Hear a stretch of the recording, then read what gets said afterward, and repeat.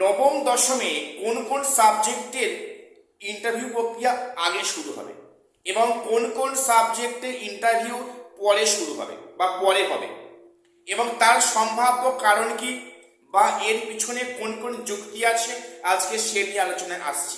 এবং আরেকটি বিষয় তোমাদের বলে রাখি যে অনেকে বলছে যে নবম দশমে ইন্টারভিউ প্রক্রিয়া একটু দেরি হবে, একটু ডিলে হবে। এটা কি সত্যি বা ডিলে হওয়ার পিছনে কারণটা কি আছে, কেন হবে? আমি আজকে সে নিয়ে আলোচনায় আছি। Welcome to my channel. প্রত্যেকে ভিডিওটা স্কিপ না করে সবটা দেখো, প্রত্যেকের চ্যানেলটা সাবস্ক্রাইব করে দিও এসএসসি পিএসসি গুরুত্বপূর্ণ আপডেট পাওয়ার জন্য। আজকে প্রথম বলি যে নবম দশমের কোন কোন সাবজেক্টের ইন্টারভিউ প্রক্রিয়া আগে শুরু হবে। দেখো, তোমরা একটু খেয়াল করে দেখো, নবম দশমের যে ডকুমেন্টস ভেরিফিকেশনের জন্য কোন কোন সাবজেক্ট দেখেছি, সেখানে 7টা সাবজেক্ট রয়েছে। তার মধ্যে আছে 3টে মেজর সাবজেক্ট, ম্যাথামেটিক্স, হিস্ট্রি এবং জিওগ্রাফি, যে 3টে ক্লাস 11-12-এও আছে মেজর সাবজেক্ট হিসাবে।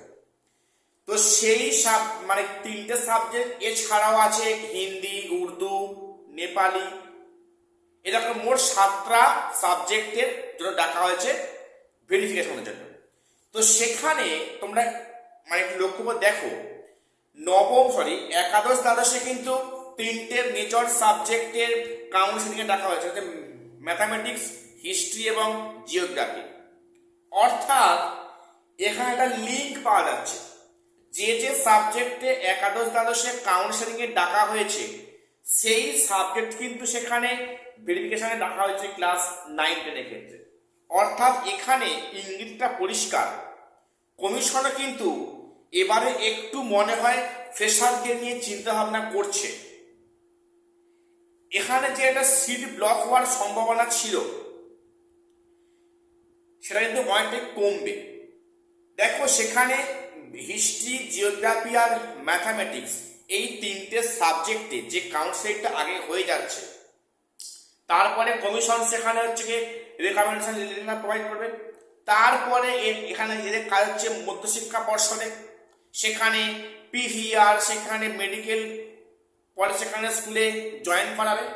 অর্থাৎ রেকমেন্ডেশন লেটার পাওয়ার পর কিন্তু অনেক ক্যান্ডিডেট 9-10-এ ব্যাকে আসবে না, বা সেখানে ভেরিফিকেশনে যদিও আসে সেখানে ইন্টারভিউতে আসবে না। এবং এখানে আরেকটা বিষয় তোমাদের বলে রাখি, এইখানে একটা বিষয় যে ইন্টারভিউ প্রক্রিয়া দেরি হবে ক্লাস 9-10-এ। দেখো, যেটা পরিষ্কার একটা মানে ক্লু পাওয়া যাচ্ছে যে নবম দশমে কিন্তু ইন্টারভিউর কাজ একটু দেরিতে শুরু হবে, 9-10-এ কিন্তু ডিভি কাজটা আগে হয়ে যাবে। ঠিক আছে, এটা কিন্তু পরিষ্কার একটা ইঙ্গিত উল্লেখ করা যাচ্ছে।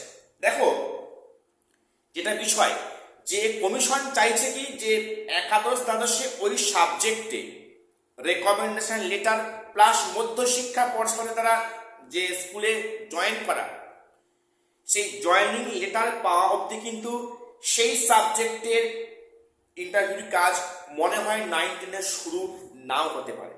যে খবরটা হাওয়াতে ভাসছে সেটা কিন্তু সঠিক হলেও হতে পারে, সেখানে এই যুক্তি বা এখানে এই লজিক রয়েছে।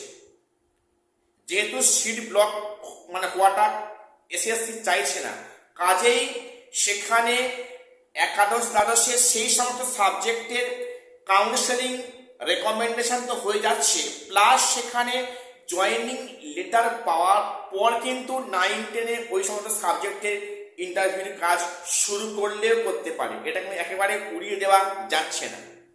তবে যেটা পরিষ্কার, যে যে মেজর সাবজেক্টের কাউন্সেলিং আগে হবে একাদশ দ্বাদশে, সেই কিন্তু সাবজেক্টের কিন্তু মানে ডিভি লিস্ট 9-10-এ দেওয়া হবে এবং সেই সাবজেক্টের সম্ভবত রেকমেন্ডেশন প্লাস সেখানে জয়েনিং লেটার হাতে পাওয়ার পর সেই সাবজেক্টের ইন্টারভিউ কাজ 9-10-এ শুরু হবে।